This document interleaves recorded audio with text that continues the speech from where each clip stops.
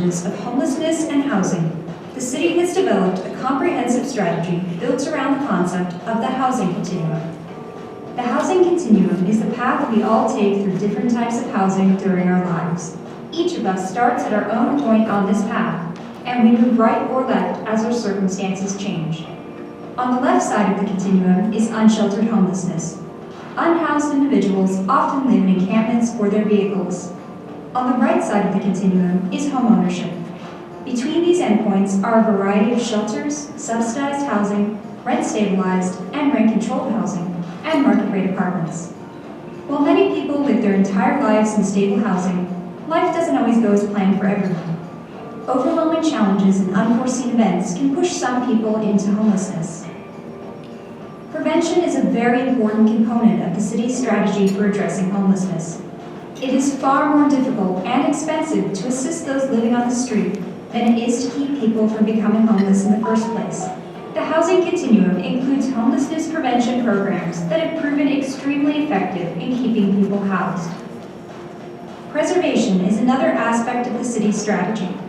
We are extending the life of many older properties through programs that help landlords update apartments and retrofit structures so we don't lose rental units. Many policy experts consider homelessness to be the defining issue of our time. Addiction, domestic violence, healthcare costs, mental health challenges, and poverty are a few of the devastating circumstances that can lead to homelessness. The City of San Jose is also investing heavily in programs that enable rapid intervention to make episodes of unsheltered homelessness brief. These programs provide vulnerable residents with shelter and interim housing opportunities, as well as newer options like safe parking and safe sleeping sites. These programs are so important because it is very challenging for unhoused individuals to stabilize their lives after being on the street for an extended period of time. Life on the streets comes with physical and emotional trauma, extreme health and safety risks, barriers to employment, and difficulty maintaining connections with friends and family.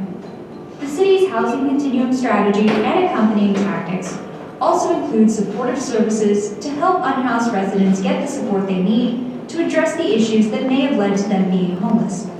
The housing continuum strategy is intended to elevate the quality of life for everyone in our city, housed and unhoused residents alike.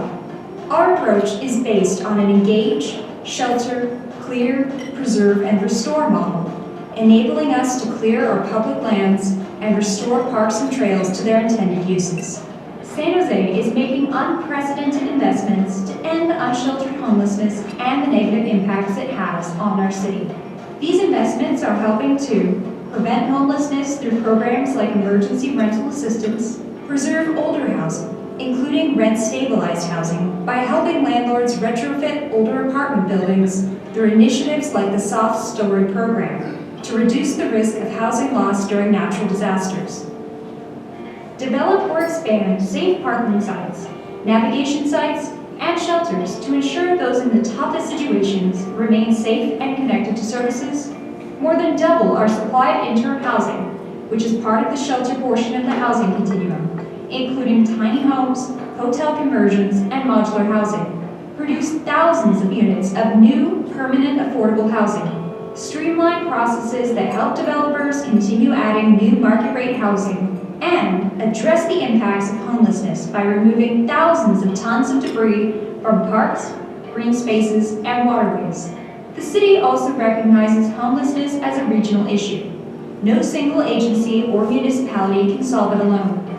The city is working closely with the county, state, federal government, and nonprofits, as well as engaging in public-private partnerships to expand shelter and housing options in our housing continuum to make homelessness in our region a rare and brief experience. We are adding more supply to San Jose's housing continuum so we can get ahead of our homelessness challenge, end the suffering on our streets, and make San Jose a more welcoming community for everyone. Want to learn more? Visit sjhousing.org.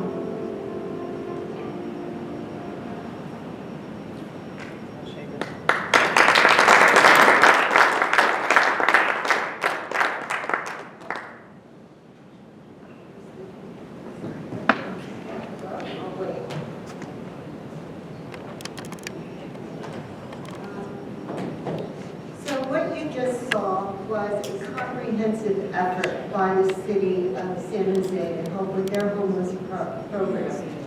What IBM did with their Smart Cities grant is they built capacity and infrastructure support. And they did it in two ways. First was they built a rental unit registry and applied analytics through a dashboard to track rent-controlled units.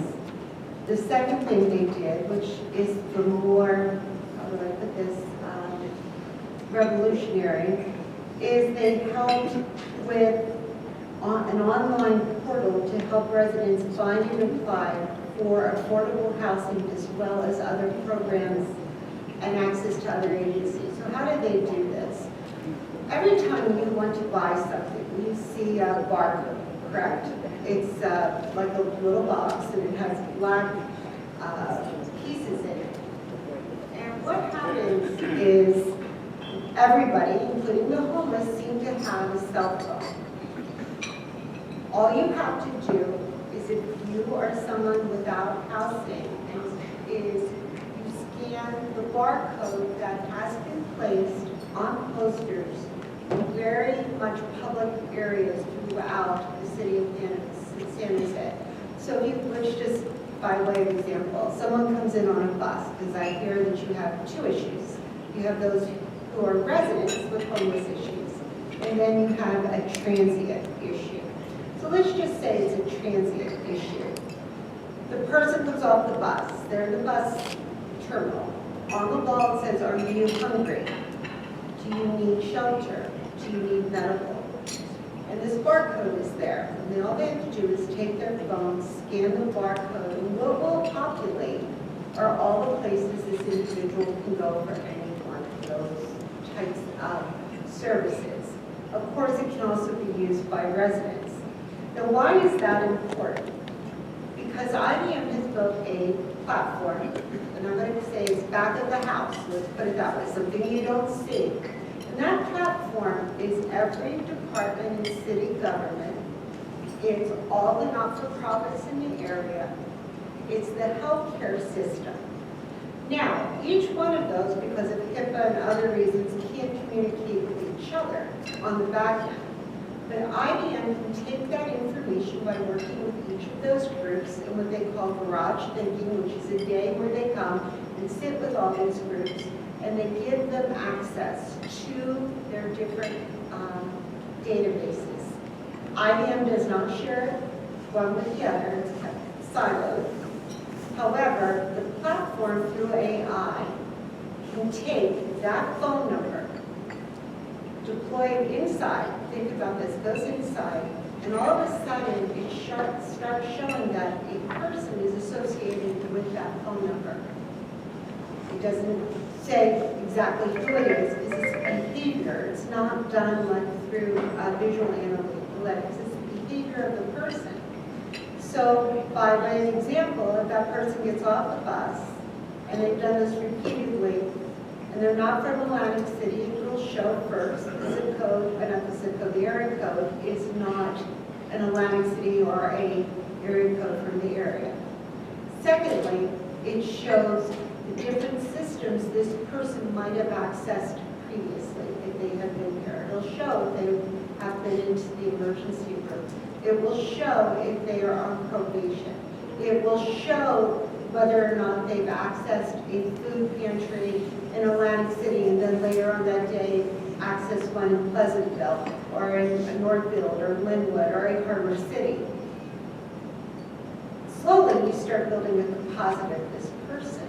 So when the person does go the next time and gives a different name, because they've given a different name for each one, the person on the other end would say, well, weren't you at this homeless shelter? And did you look for this service? And, you know, did you not go to the healthcare system? So that the person who's looking at it can help that individual either access services completely. If it is someone who's a resident, if it's a transient, it's to contact their municipality and their place and say, you have someone here who's utilizing our system and not paying for it. And we are going to send them back to you, and this is what they need. It's all done by capturing their information through this barcode. And every time, as I said, they scan it, it goes into this back system and then pushes out to the people on the other end. And it could even be law enforcement. It could be someone who's on parole. It could be someone who's missed a bail hearing. And on the front end, whether that person's at a homeless shelter or is at a hospital, can say, this person, one, is not a resident of Atlantic City or is a resident of Atlantic City. This person has accessed something today, last night to sleep, some healthcare today, 2 or 3 different places to eat, and they're not even from our area, well, where they're from. We sit the person down, and then that person intervenes. Many times if it's a transient, they'll call the city or the origin, and they will say, we have someone and we are sending them back to you, and this is all their needs. Let's just say it's a person who's incarcerated. Police are called. Let's just say it's someone with a mental health problem. Hospital is called. So it's a way of aggregating, because so many of your homeless don't want to be tracked. But most of them have a phone, and you can track them. And by tracking them, you can get them help if they want it. You can send them to the municipality that can provide help from the state. Or if it's a resident, you can help them actually find housing. You can help them find services for their children, whether it be childcare, food, etc.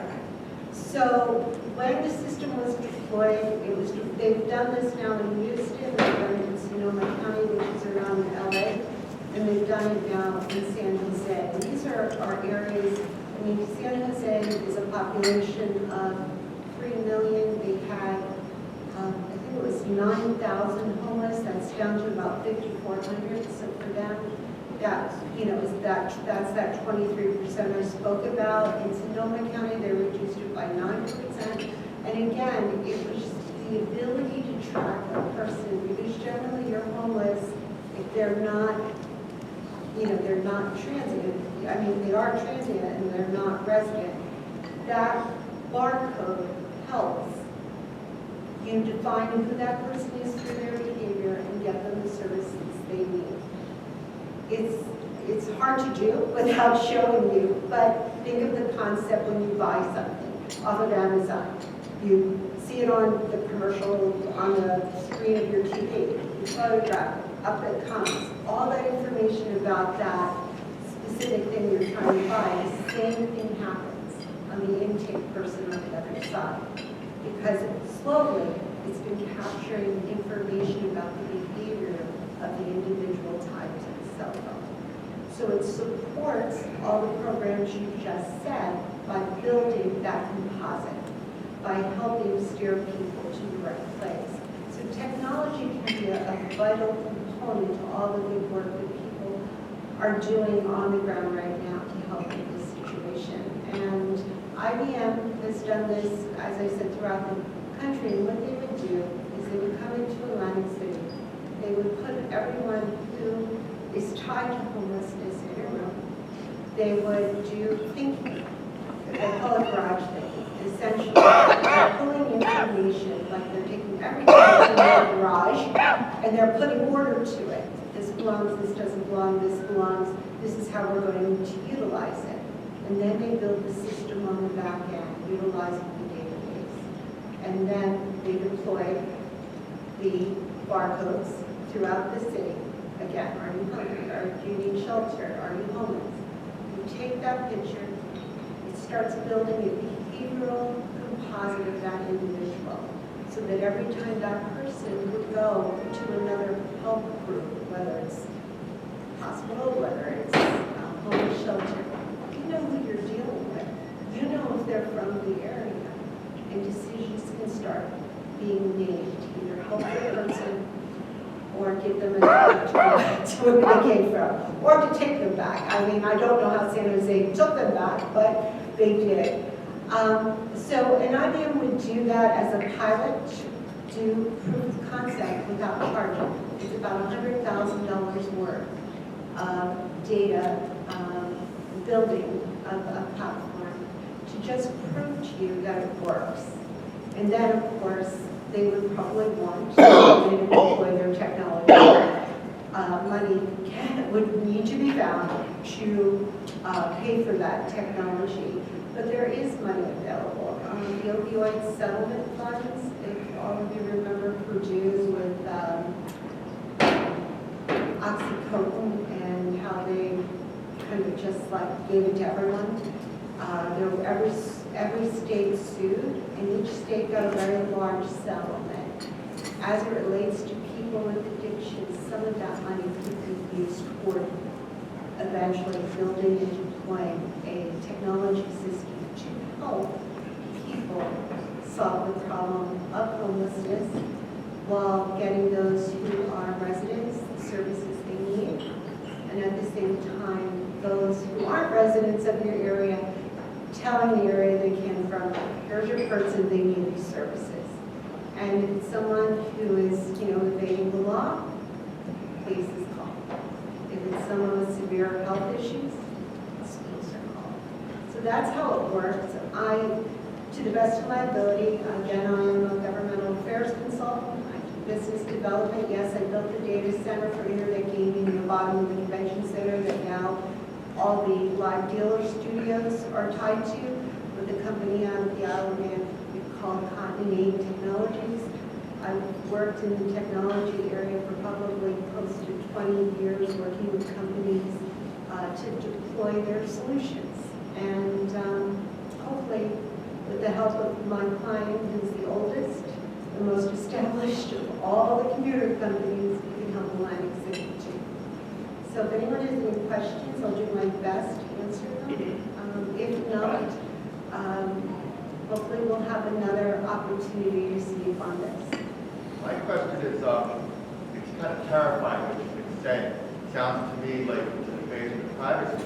With these QR codes that you're going to have around the city asking if they're hungry, are you going to put there that to accept this help for the hungry, you also are going to be giving up your rights to privacy and you're going to be tracked? Every time they click on this, you're gathering information. Are you going to allow people to know that you are gathering the information, or is this just a way to gather information with a guide them?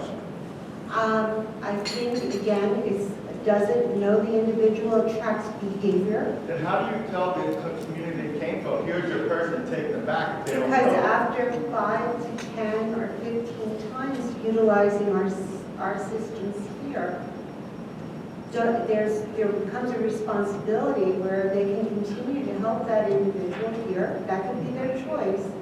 Or there can be a policy where you contact the place where they came from and say your individual's here. You can't make them go. You've identified it.